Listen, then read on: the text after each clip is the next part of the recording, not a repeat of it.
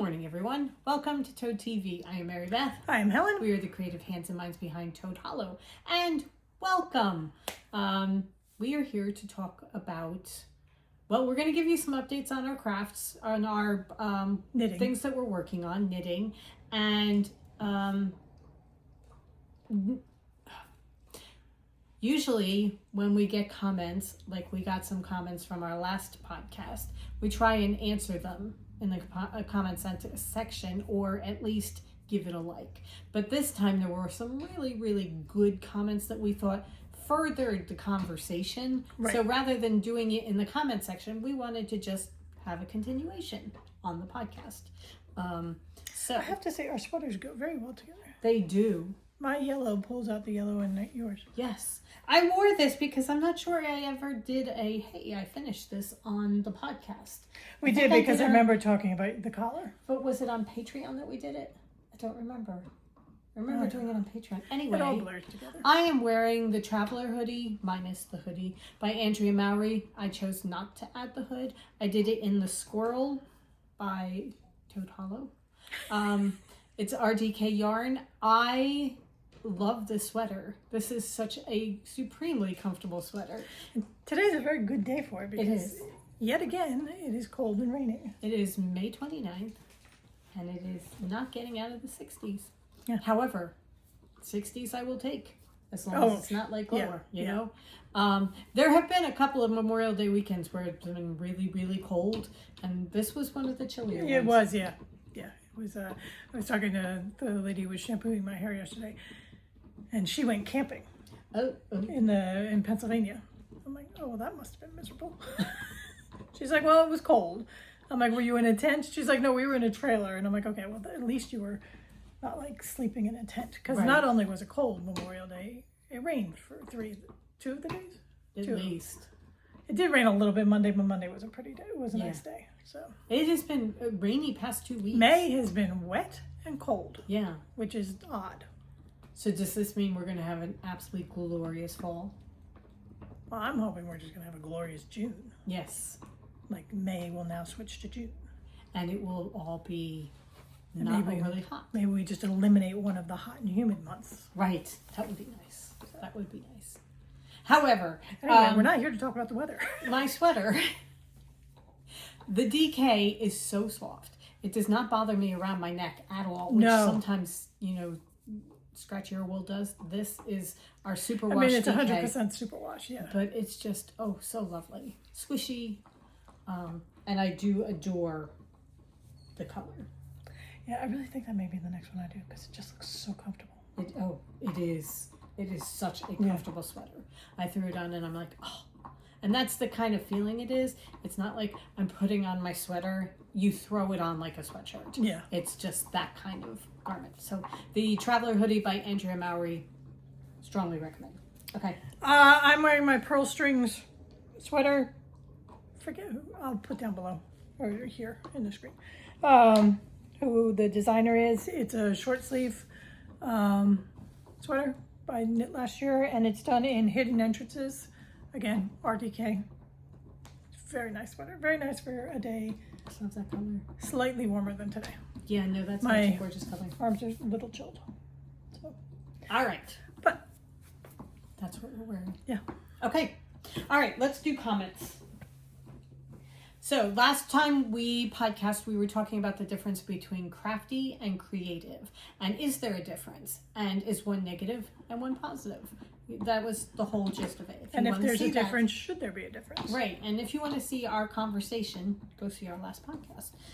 But I'm going to read some of the comments that we got because I think they really do a lot towards continuing the conversation. Yeah. And also with some very valid points. So. Yeah. Okay. First up is Heather. Hi, Heather. I say this all the time. When I follow a pattern, I'm just good at the technique. I'm not creative. There's definitely a distinction. So that's one of the things that we were talking about was is creative when you come up with something out of the blue, and crafty when you follow directions from somebody else. And being a very good technician is also a great skill to have. Being able to follow the pattern and produce something beautiful from it. Yeah. Or, not follow the pattern, which will be coming up later in this podcast.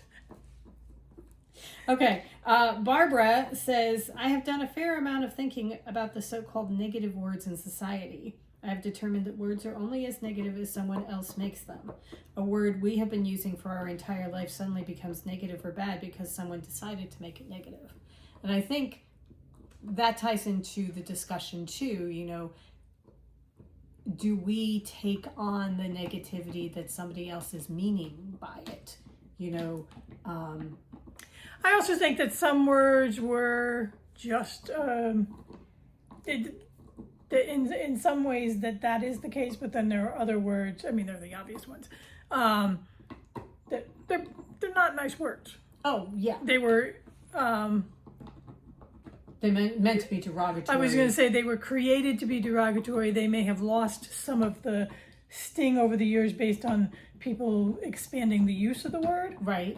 But still the original intent is. And then the one that comes to mind is, I remember saying at one point I was gypped of something. Oh, right. And somebody pointed out to me that the word is from gypsy and it was used to be derogatory towards the group of people known as gypsies, that they were thieves and swindlers and that they are not that is not the case for most gypsies, that so that it was a very derogatory term towards a group of people. And I'm like, oh, I've always used that word and never thought of its origin. Right. So that,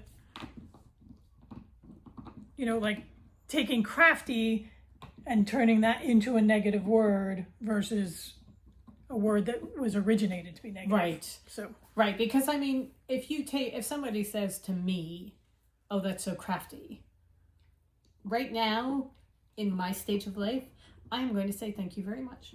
Right. Because thank you. Yes. To me, that's not a bad word.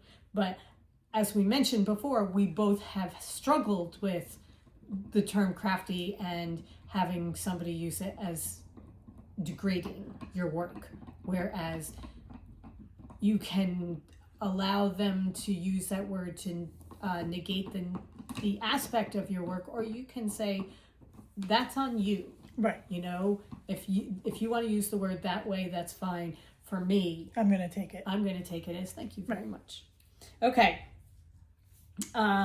Jane McTavish says, creative could easily be an artist, crafty a maker using a pattern. I have a longtime friend that makes loads of things with sticks and string, and she has never knit or crocheted a stitch.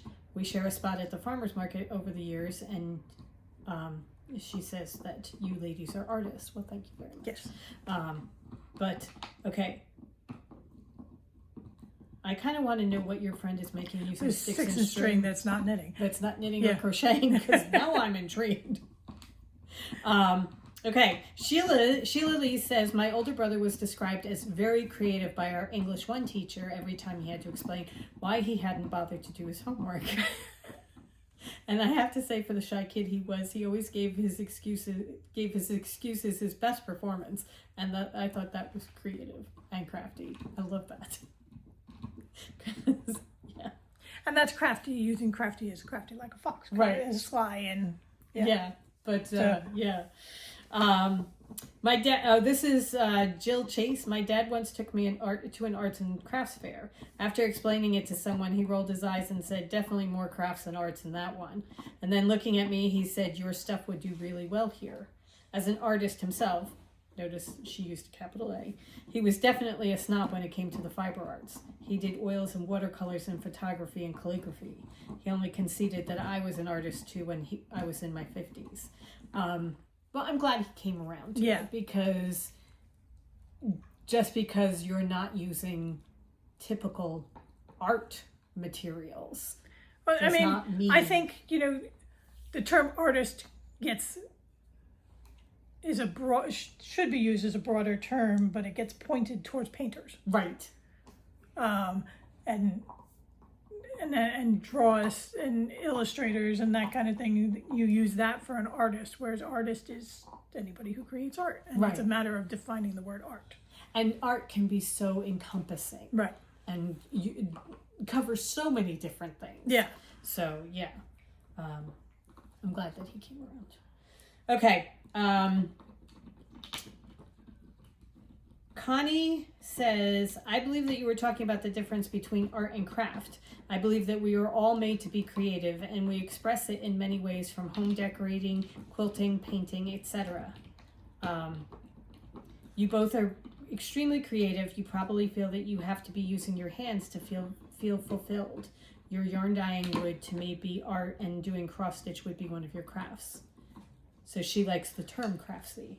But I love the idea that everybody is made to be creative, and we have said that more than once, that you know, everybody is creative, and sometimes it's just a matter of opening the door to the creativity. But I also I like the idea of including home decorating and that kind of thing as being creative, because it really is. Oh, it's a creativeness that I do not possess. I would love to, but I cannot walk into a room and think, oh, I'm going to do this, this, and this. And I'm like, oh, I guess the chair goes there, whatever. As noticed by the stack of puzzles on top of the bookcase, because we don't know what else to do with them. Yeah, we are not high in home decorating. However, I love finding pictures. Yes. Of other people's. And I think that could be a skill that you could take on and learn. Yeah. By looking at the pictures and spending more time reading up about home decorating and seeing other people's styles and that kind of thing, and then honing it to your own. It's just, I don't care. I think that's the thing. It's like finding the ones that really speak to you, and then taking those pieces and putting them. I'd much rather pay Ben and Aaron to come and do my room. We're talking about Ben and Aaron Napier from Hometown, because that is the comfort show for our mother, and we have seen all 9 seasons probably 7 times. So we know Ben and Aaron very, very well. Okay. If I ever meet them in person, it would be like oversharing. Grateful Knitter says she loves this discussion. She always thought of being creative and crafty as 2 types working as a team. If a person is more creative and has amazing ideas but cannot necessarily bring the idea to life, so then leans on the skills of the crafty person to bring it to fruition. I love that idea. I know, similar to a designer and an architect. Not to say that you can't have both skill sets, but to me there's a difference. I do see the negative connotations surrounding the word crafts, as I often think of kindergartners making art projects or crafts. Yet if you add a couple of suffixes to the end, such as craftsman or craftsmanship, you think of one of the most beautiful style of architecture and skill level and attention to detail. I also think the association with words greatly depends on where you are from.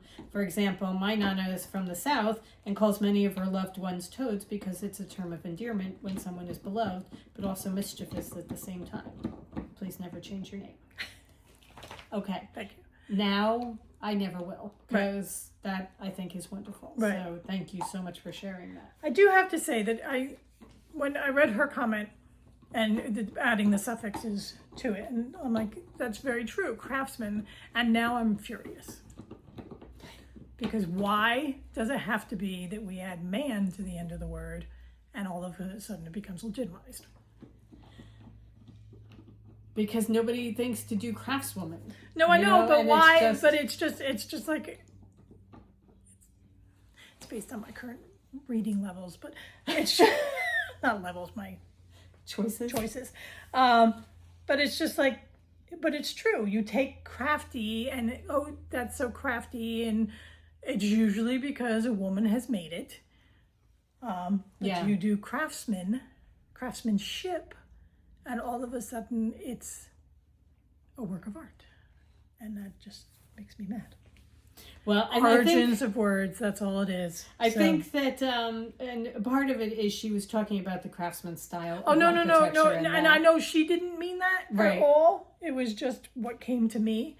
And it was just, Having been the kindergarten teacher and creating the arts and crafts for them to do, I totally, and I think that may be one of the things that has bothered me with the words Craftsy, because I do associate arts and crafts with my kindergarten kids. And it's not Craftsy so much as Crafty. Yeah. Right. Crafty. Crafts. I'm putting extra letters in there. But Craftsy is kind of like I know it's a company, but it gives it a different right. But Crafty or crafts, and it's because it's kids or a woman. Okay, I'm not gonna go on my high horse. A person's hobbies, so that I can see where that, and you being the kindergarten teacher, right. where it's just like But I also love the idea of the person who's creative and can't bring it to life. Right.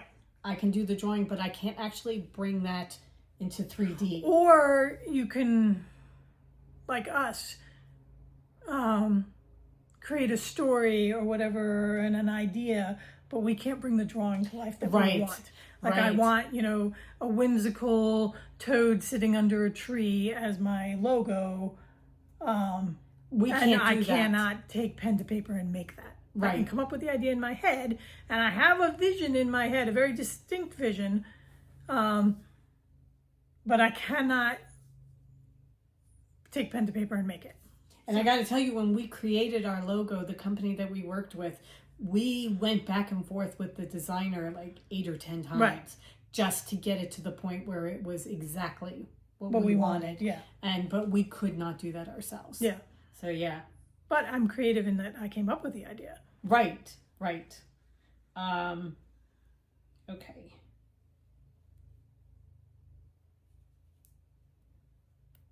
Andrea Marsy says, when you first started defining the two terms, I thought of the creativity in designing a lab experiment. I am a high school biology teacher, and I always admire a scientist who can come up with a creative and innovative experiment. I could never do that. I think I am generally one who follows directions, whether it be a knitting pattern or a recipe. I am slowly learning to branch out and veer away from the written directions. I've been to craft shows and events where one either had to pay to get in or not. I've always enjoyed both just to see what people can do. There are so many innovative minds out there. You should never worry about your products. Your bags and yarns are so, so beautiful. You say you get feedback that because you don't go out to an office, somehow it isn't a real job. I envy you two that you can do what you love best and be at home and get paid for it. I love my job as well, but sometimes I wish I could sit and think and imagine and do something out of the box with yarn or material or food. So thank you very much for that. And it's true. It's not so much we know that what we do is a real job. And the problem is the person who can't grasp it is someone who's very close and very dear to us, so that it's just, and I know that she doesn't mean it. I really do. But I do love the idea of science being creative, because I never think of that that way, and it's just a brilliant way of thinking of science.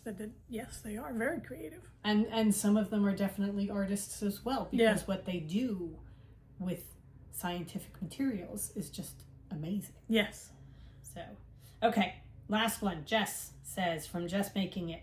The same conversation became part of an aesthetics class that I had to take during college. There were a couple of people that sort of had slighted views and felt that art was better than craft. I consider myself a creative maker, crafter, and artist, so I took those opinions as opening up for debate.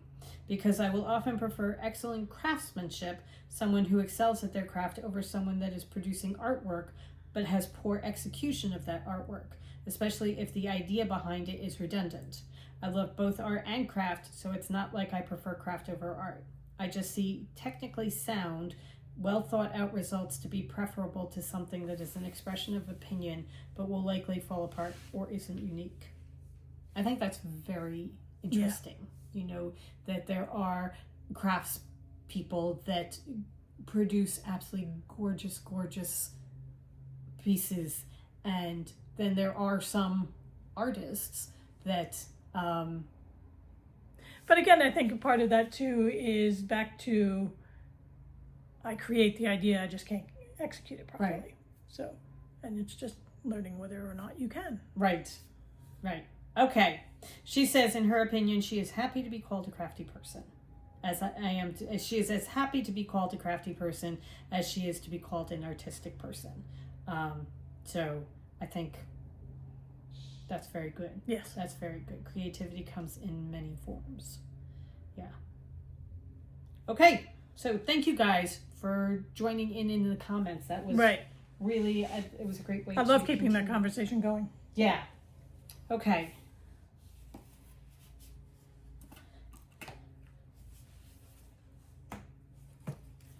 All right. Moving on to our crafts. Shall we start with knitting? Sure. Okay. What would you like to do first? May socks? Yeah, because mine are finished. Okay. All right. I finished my April socks. I don't know if I mentioned that the last time, but I did finish my April socks. So there's a picture of them at the beginning.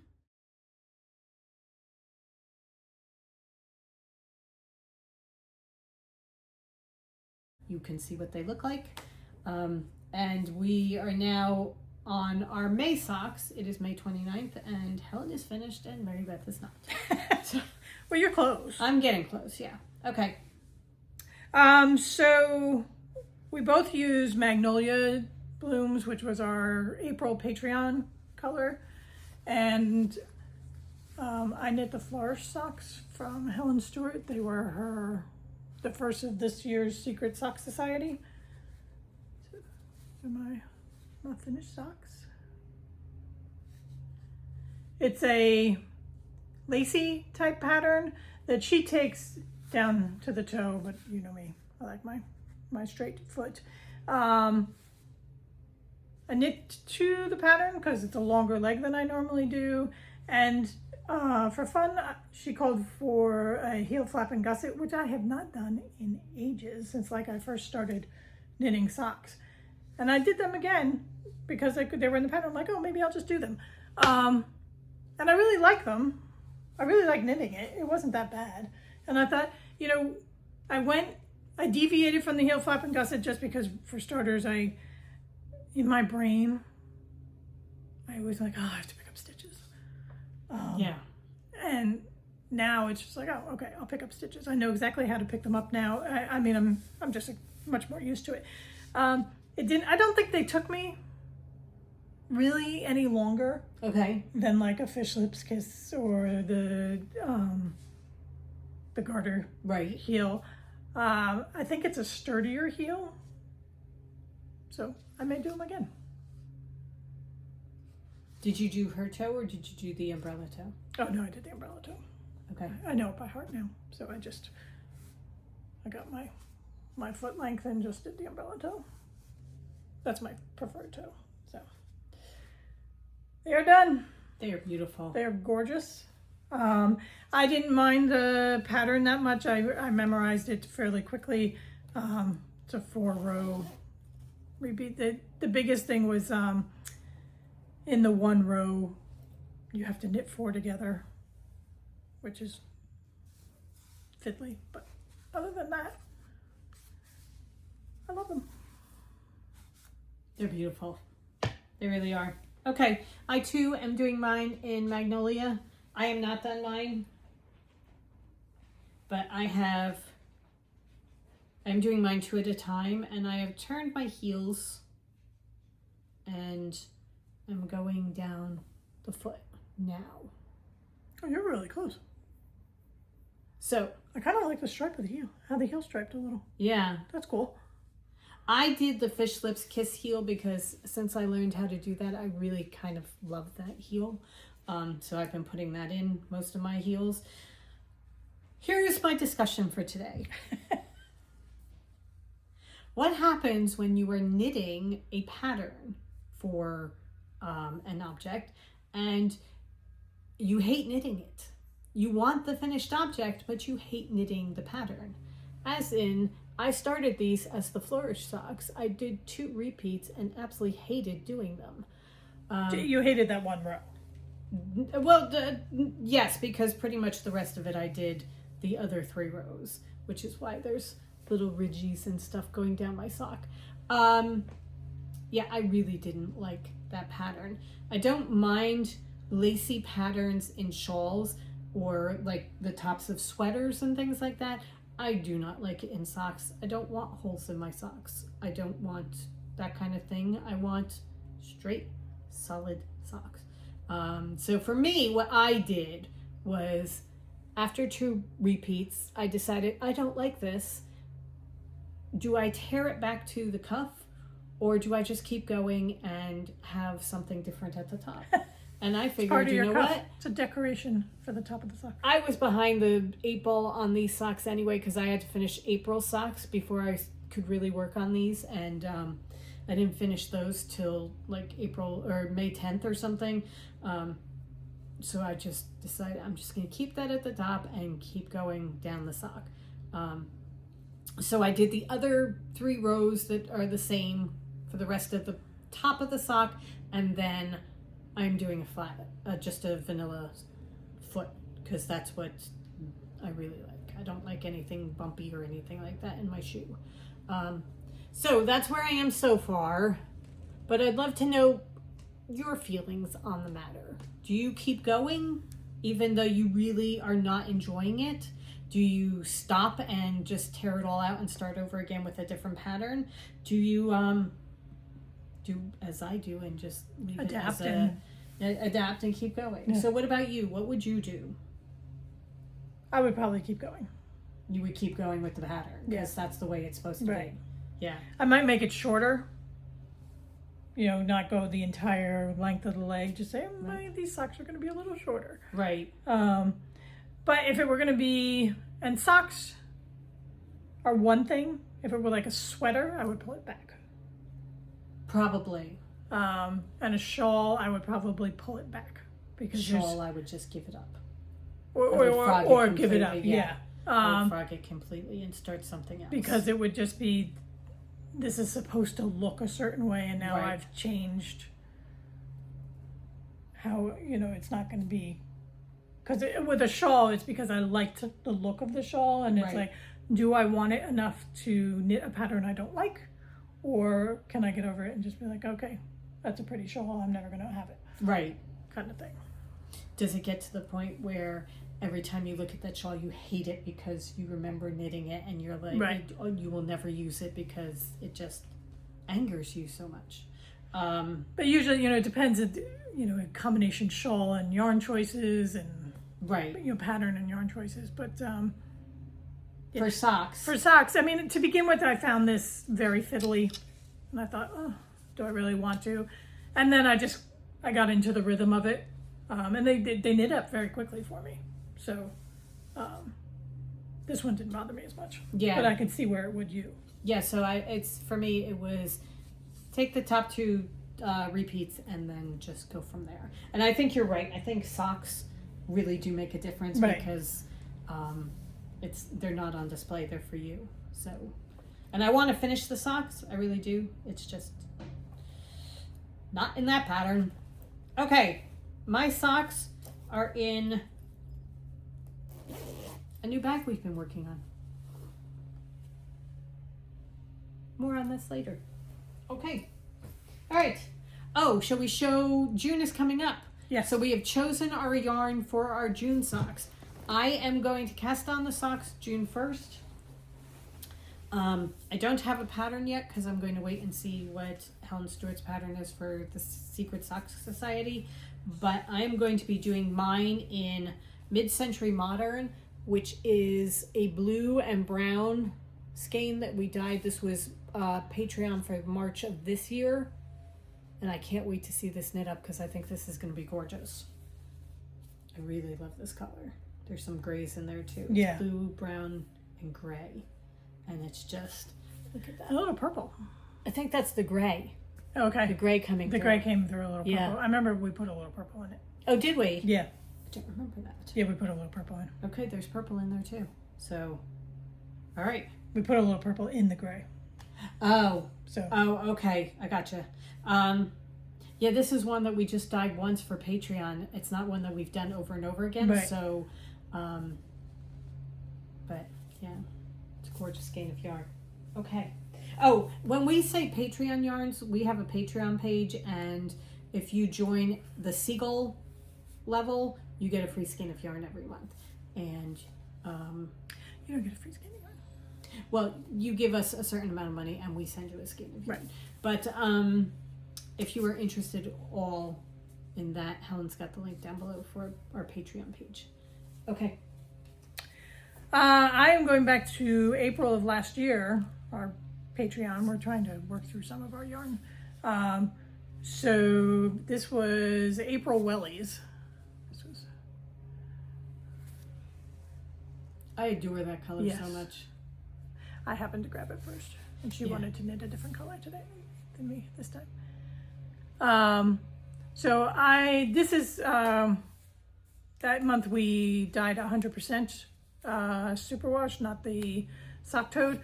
So I'm going to do heels, toes, and cuffs in this, which jellyfish guards from Atlantis. Okay. Jellyfish guards from our Atlantis collection a couple years ago. It was in our yarn cart, yarn leftovers. I love that color. So that's going to be my heels, toes, and cuffs to give the strength where I need it most. And what I'm going to do is June, I will knit my cuffs, and then next Thursday comes out the Helen Stewart pattern. So I will see what that is, and probably knit that as my sock pattern. Okay. I will get my cuffs knit up and then be all ready to go. You will be seeing that yarn again at some point, because I'm pretty sure we saved out 2 skeins of it, and I will be making my socks out of it later in the year. Okay. The only thing I have left is my no frill sweater, which I do spend a little bit of time on. I haven't done that much, but I am moving along. I am doing this in Dandelions, and this is by Petite Knits.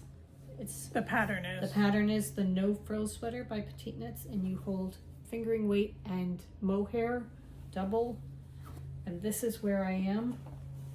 I finally split for the sleeves. Very excited about that. I have needles coming through all over the place. Hold, please.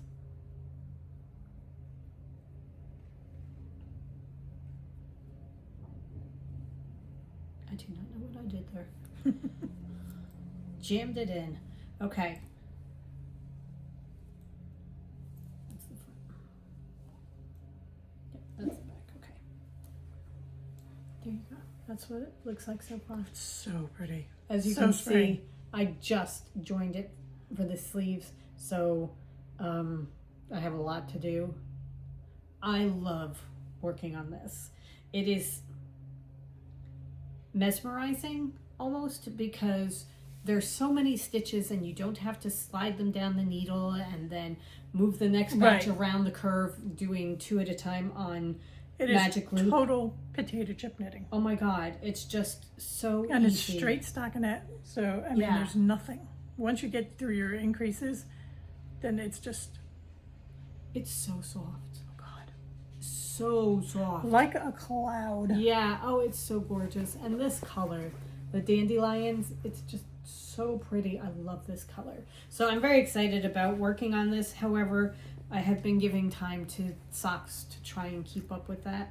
I'm about to admit defeat on May, and getting them done in time? Getting them done on time. I always, at the beginning of the year, said that I was going to start 12 pairs of socks. I might not finish 12 pairs of socks, but it depends on what calls to me, and right now the sweater is calling to me. Yeah. I love this so much. And now's the perfect weather. And there will come a time very soon where it's like, mohair, do not touch me. Yeah. I cannot bear the thought of anything touching me. Right. That's when I'm going to be going over to cotton socks. I am knitting my no frills using catkins, and then I am using a glass of bubbly to tone down catkins a little bit. Classic Bubbly is my mohair. And I have just about, I think 3 to 4 inches to go before I do the ribbing for the bottom. So that is mine. I love this so much. It's such a gorgeous color. And as Mary Beth said, just because the catkins by itself is just too pink. yeah, it is. It's Way too bright for an too entire pink. sweater. Pop a color somewhere, But it's perfect. But with you the put bubbly, the bubbly on top of it, it just tones it down so Yeah. much. So this is actually a really, really good example of how mohair can affect the color right? of whatever you are dyeing. I am knitting in the same color mohair as my main color, so that for me, it's just enhancing it. For you, since it's a Right. different color, it's softening it so much. Because here, is the yarn next to it. And you can see how it's just really softening it. If you originally started it in gray, didn't you, with the I've got gray? down there, there's the And you can see how that, we mentioned this another time, how that kind of muddied it a little bit and made it darker, which is not the overall look she was going for. I was going to say, it's a pretty enough look, but it was not what I wanted at all. Right. So for her to go to the white or the cream is perfect. Although this is really beautiful. The gray and pink, that's gorgeous. But yeah. Oh, I just want it done. Yeah. So pretty.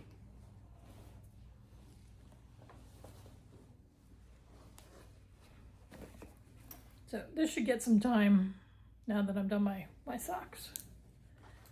And that's part of the thing that I'm coming up with, this whole knitting a pair of socks each month, where I'm losing my desire on that, is that I'm focused so much on getting the socks done during the month that I don't get as much time on other things that I would like. Right. So I'm going to take off some of the pressure starting in June. Okay, so I might not have 12 socks by the end of the year. Right.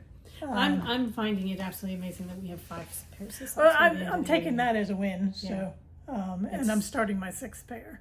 Anything is good. Yeah. You know, we've been doing well so far. Right. All right. So we were talking about showing cross stitch, and we haven't really done a ton on cross stitch because our minds, our hands, our thoughts are going elsewhere. We're feeling more fabric now. It's one of those things that working in different mediums, sometimes you want to knit, sometimes you want to cross stitch. At the beginning of the year, we were gung-ho cross stitching, and I had 17 different cross stitches that I was working on, and I had specific days for them and that kind of thing. And now we still take our time to cross stitch in the morning, and we'll show you updates on them when we're closer to the end. But now our afternoons, or our daytimes and our afternoons, we're thinking, oh, I want to work with fabric. Right. I want to create things out of fabric. So one of the things we've been doing is working on bags.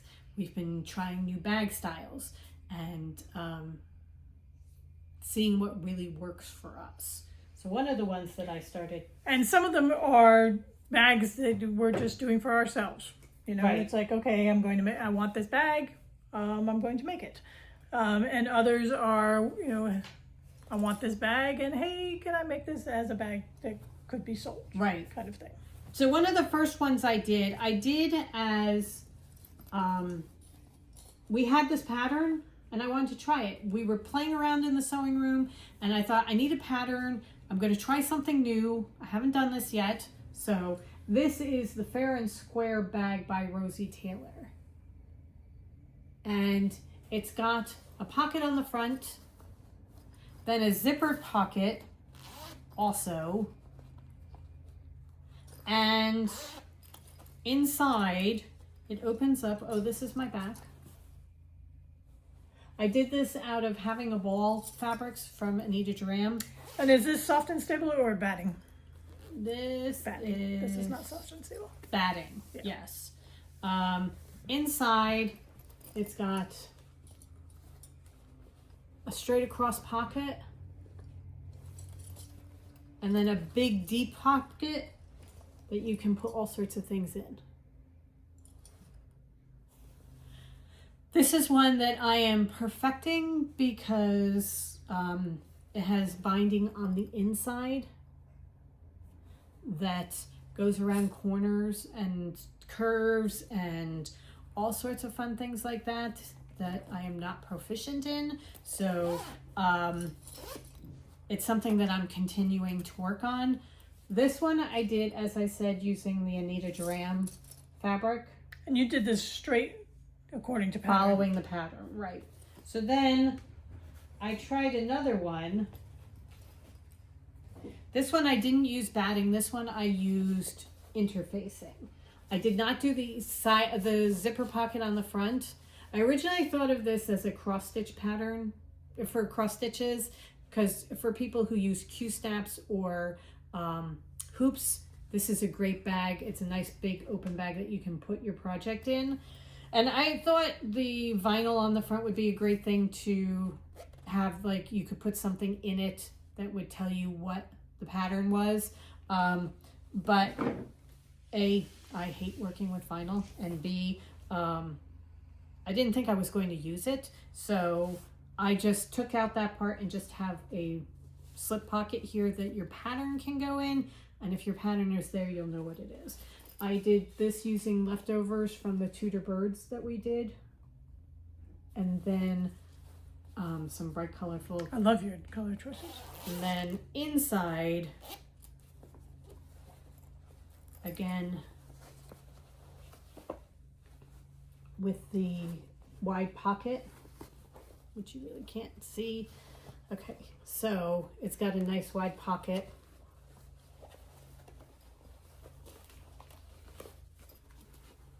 That you can stick things in. I think what I am going to do, I'm still working on this. This one I did to the measurements again. What I'm going to do next time is I'm going to make the gusset wider so that the bottom is bigger, so that inside is bigger.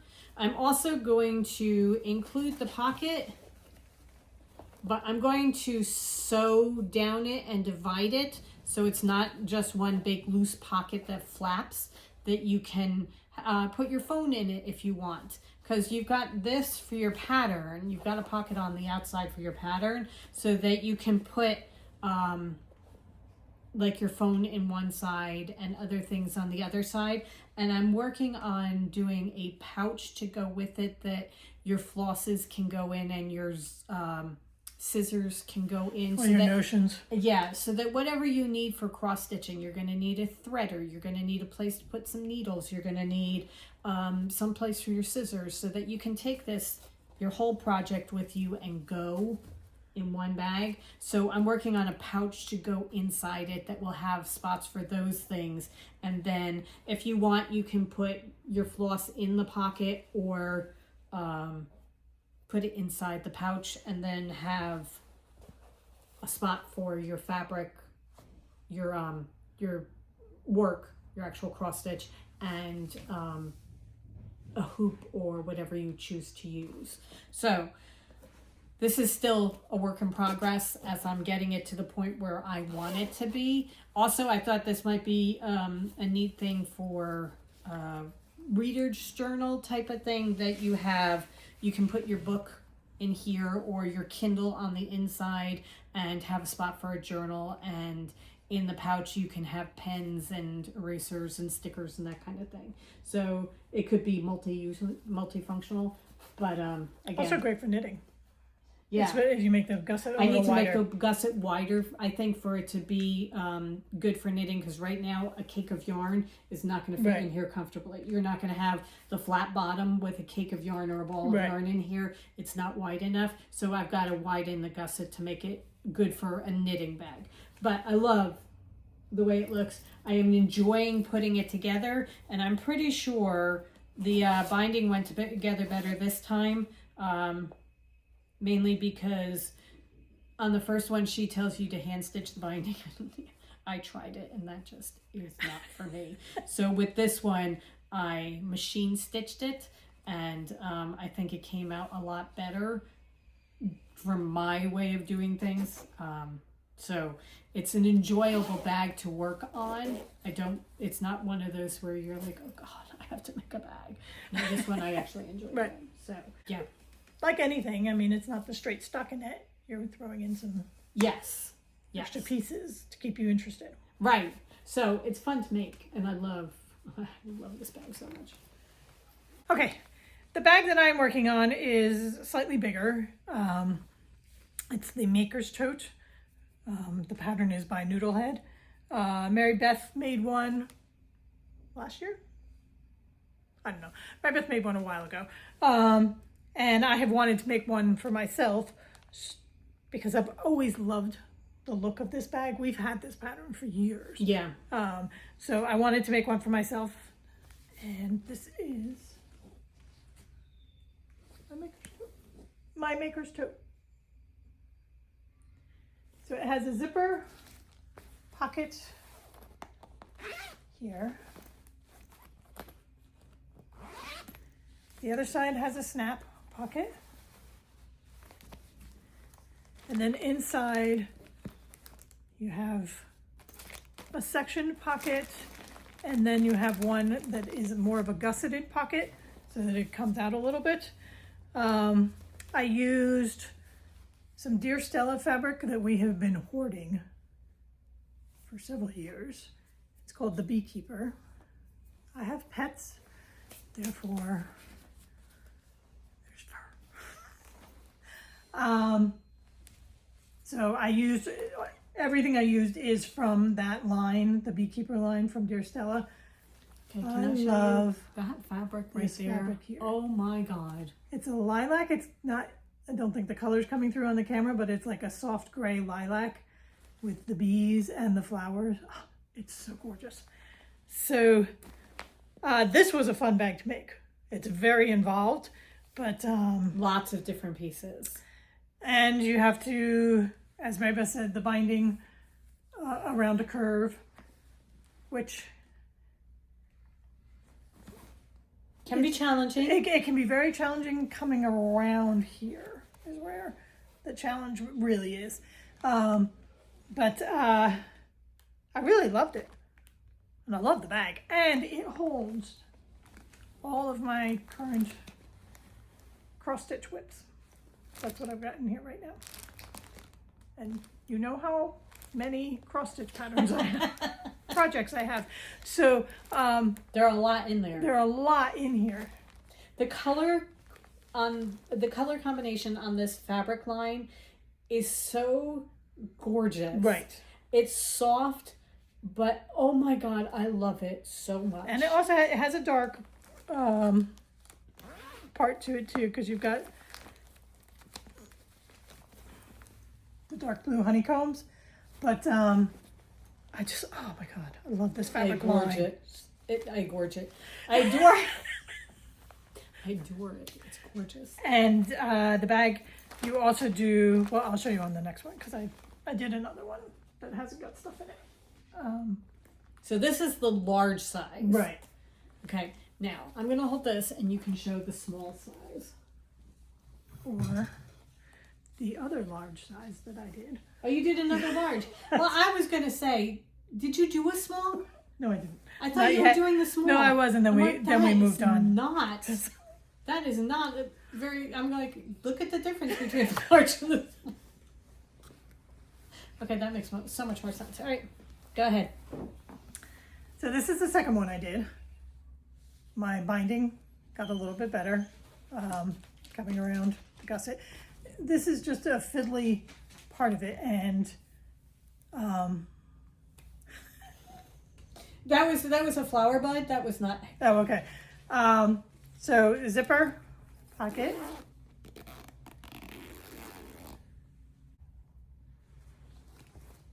The snap pocket in front.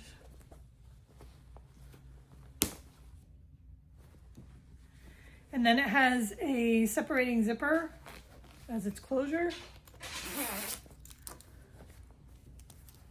So that you can really open it up.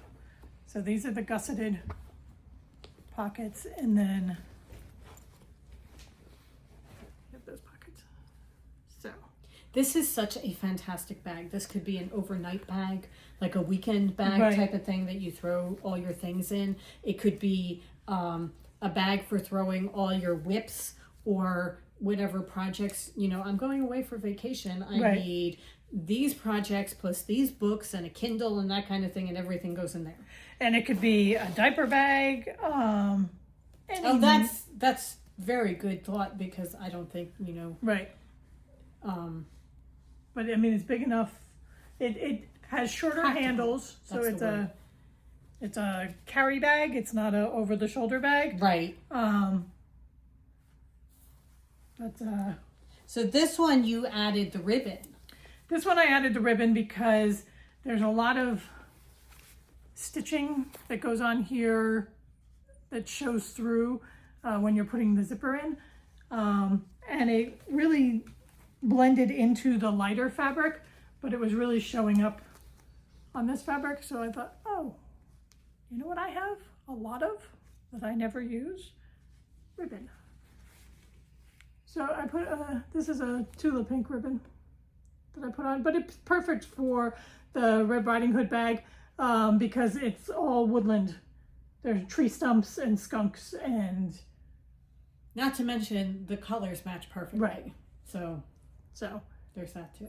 I love the little detail of that to cover, and it covers up the stitching so that even if you don't have a ribbon that if you can't find a ribbon that matches the fabric, then you just take some piece of your fabric and put a strip across. Right. So that will be something that I probably keep going forward. But you have gusseted sides that just allow you so much room. Right.